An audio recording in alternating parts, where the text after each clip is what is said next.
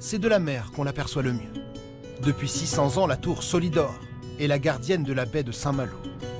À la verticale de la plage de Saint-Servant, elle surveille le moindre mouvement. Pour les pilotes de la navette du port, c'est un repère familier. Elle fait partie du paysage malouin. C'est vraiment quelque chose qu'on connaît. Quand on arrive à Saint-Servant, c'est une des premières choses qu'on voit.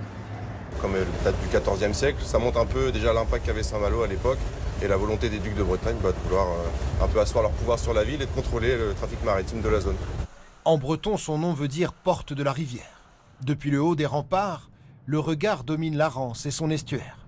De l'autre côté, c'est Saint-Malo, ville rebelle, que les gardes du duc de Bretagne étaient chargés de placer sous son autorité. On contrôle le trafic et on voit différents types d'embrasures qui étaient utiles pour utiliser les armes de l'époque. Et on projetait soit des flèches, soit des munitions en plomb ou en pierre. La tour a aussi servi de prison. Sur ses portes, les gravures des captifs anglais, leurs bateaux jamais loin de leur nom. Puis elle fut un musée dédié au Cap Ornier. Aujourd'hui, Saint-Malo est candidate pour son acquisition, mais impossible d'assumer seule les rénovations. Et à quel prix? Rien ne filtre du secret des négociations.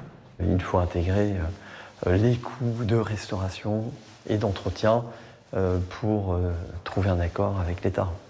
Donc pour l'acquérir gratuitement, disons. Non?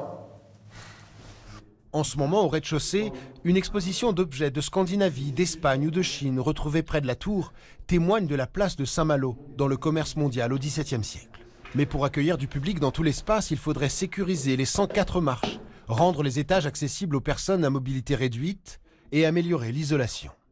En fait, il fait très humide et il fait très froid. Aujourd'hui, on ne peut y exposer que nos collections archéologiques qui, elles, ne sont pas sensibles à l'évolution de la température. Ces Malouins, en tout cas, sont enthousiasmés par l'idée d'y retrouver un musée et fourmillent d'idées. L'histoire des corsaires, faire la différence d'ailleurs entre les corsaires et les pirates, enfin voilà, c'est retrouver toute l'histoire de Saint-Malo. Il faudra encore quelques mois pour être fixé sur le destin de Solidor. Austère tour militaire, devenue emblème de la cité corsaire.